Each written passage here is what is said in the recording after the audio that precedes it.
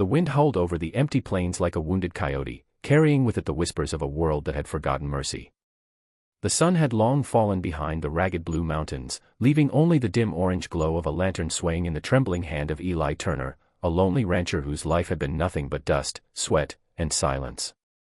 The barn creaked in protest as he pushed the heavy door open, peering into the darkness beyond. He wasn't expecting anyone, not out here, 20 miles from the nearest town, and 3 from the nearest soul. Then he froze. Framed in the doorway, backlit by the dying light of dusk, stood a woman, tall, still, her shadow spilling across the barn floor like something carved out of the desert itself. Her eyes were fierce, her skin painted with crimson streaks that caught the last fire of the sun.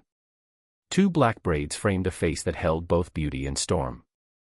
The feathers in her hair whispered against the wind. Eli swallowed hard, the lantern shaking in his grip. "Ma'am," he stammered, you're on Turner land. You lost." Her gaze didn't waver. "No one is lost on land that belongs to no man." Her voice was low, calm, but every word carried the weight of thunder. "I am Sohaya, sister to the ones who walked these sands before your boots ever touched them." Eli blinked. He'd heard whispers in town of the Apache people, of their fierce warriors, their mysterious customs, but never had he seen one so close, let alone a woman who looked like she'd stepped straight from a legend. He tried to steady his hand, but the lantern betrayed his nerves. You came here for something." Her eyes softened, just barely. "I came for silence," she said. "And for truth." A chill ran through him. Outside, the desert stretched wide and endless, no wagon, no horse, no companion. Just her. Just the wind. "You came alone." "I've walked alone for 6 moons," she said, lifting her chin proudly. "Since the fire took my kin and the plains took my home. I have not spoken to any soul in that time. Not until now." Eli felt his heart twist. Something in her tone, a mix of strength and sorrow, pulled him closer. He stepped out into the doorway, the wind catching his shirt. "Well, you can rest here tonight," he said quietly. "Ain't much, but the roof don't leak and the coffee's warm enough if you don't mind the taste." She tilted her head, studying him like a hawk would study prey, or a lost brother. "Why would a stranger offer kindness?" He hesitated.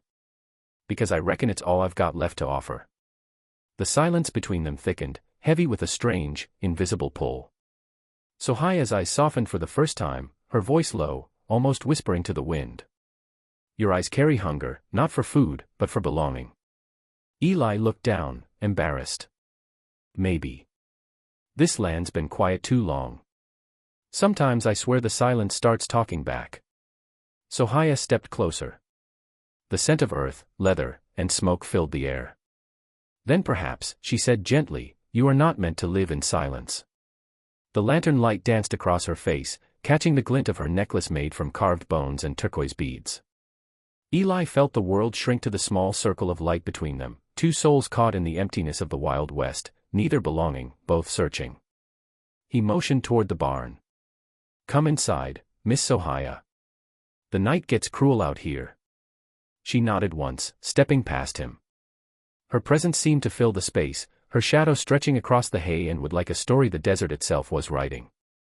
Eli closed the door behind her, and the wind outside died, as if the world had taken a breath and decided to listen.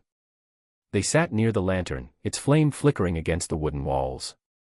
For a long time, neither spoke. The silence wasn't awkward, it was sacred. Finally, Eli broke it. 6 moons, he said quietly. "That's half a year of being alone. How do you keep your spirit strong?" Sohaya looked at the flame. "When you've seen everything you love burn, you learn that spirit is not a choice. It is all that remains." Eli nodded slowly, his chest tightening. He poured her some coffee in an old tin cup, his hand brushing hers as he passed it. She didn't pull away. "The world's cruel," he muttered. "Takes more than it gives." Sohaya smiled faintly. "And yet, here we are. Breathing." A gust of wind howled outside, rattling the walls. The lantern flickered. Sohaya turned her gaze to the door, her voice dropping to a whisper. "Something stirs out there. Not man, not beast. I felt it following me from the red hills." Eli stiffened. You mean someone's out there? Her eyes glowed in the firelight. Something. The desert remembers what men forget. Old spirits. Old debts. He tried to laugh it off, but her tone made his skin crawl. Well, Miss Sohaya, I ain't much of a believer in ghosts. She looked at him, and for the first time, he saw fear flicker behind her calm. You will be, she said. Before this night ends. And then, a sound. A low, distant thud echoing from the darkness beyond the barn walls. Once. Then twice. Like footsteps in the sand. Eli's hand went to his rifle. Sohaya stood, tall as a tree, her face fierce once more. It has found us, she whispered. The lantern's flame went out. Darkness swallowed the barn whole. The lantern died so fast that Eli thought the wind itself had snuffed it out. One heartbeat there was light, the next, nothing but black silence and the taste of fear thick in the air. His pulse hammered against his ribs as he fumbled for his rifle, whispering, "Stay still." But Sohaya was already moving. The faint shimmer of moonlight through the cracks in the barn caught her eyes, twin embers burning in the dark. "It's here," she murmured. "The spirit that follows grief." Eli tried to steady his breath. "You mean a wild animal?" "No," she said, voice low and sharp. "Something older. It walks with the lost, it came when the fire took my kin. It feeds on those who carry guilt." The sound came again, a dragging, rhythmic scrape outside, like claws pulling through sand. The horses in the back of the barn began to snort and kick, their panic rising. Eli moved toward them, trying to calm them, but Sohaya raised a hand. "Do not open the door." He froze. "Why not?" Her face, pale in the sliver of moonlight, was carved with fear. "Because once you invite it in, it never leaves."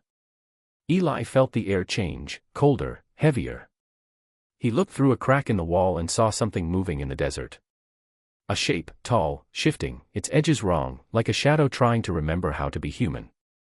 It didn't walk, it glided. He stumbled back. "What in God's name is that?" Sohaya closed her eyes, her voice trembling. "It is what grief becomes when you feed it too long." For a moment, neither of them moved. The barn felt smaller, the silence deafening. Then, the thing outside spoke, not in words, but in the wind. A whisper. A voice that seemed to echo from inside their own skulls. "You took what was mine." Eli's blood ran cold. "It's talking." Sohaya's jaw clenched. "It speaks through memory. It wants your pain." The wind slammed against the barn doors. Dust rained from the rafters. Eli braced himself, clutching the rifle. "You're saying this thing came because of you?" Her eyes flashed. "No. Because of you." Eli froze. "Me." She stepped closer. "You live alone, far from men, haunted by silence. You hide from something. Tell me, whose grave do you not visit?" The question hit like a bullet. Eli swallowed hard. "My brother's." Her voice softened, yet carried the weight of thunder. "Then your ghost has found you." The door shuttered again, the boards bending inward. Eli aimed, ready to fire, though his hands shook. Sohaya reached out, laying her hand on the barrel. Bullets cannot kill what sorrow created. The door burst open. A rush of cold air swept through, scattering hay and dust.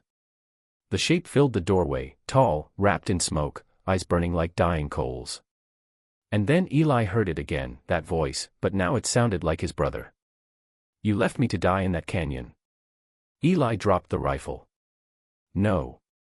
I tried. I tried to save you," he shouted, trembling. Sohaya stood between him and the spirit, chanting in her native tongue, her voice fierce and rhythmic. The ground seemed to tremble beneath her feet. "Face it, Eli Turner," she cried. "Only truth can drive it back." Tears blurred his vision. "I ran. I ran because I was scared," he shouted, collapsing to his knees. "The fire, the rocks, I thought I'd come back, but I never did." The spirit screamed, a sound like wind tearing through mountains, and lunged forward. Sohaya thrust her hand toward it, her voice rising to the heavens. The air exploded with light, and for an instant, the world was nothing but blinding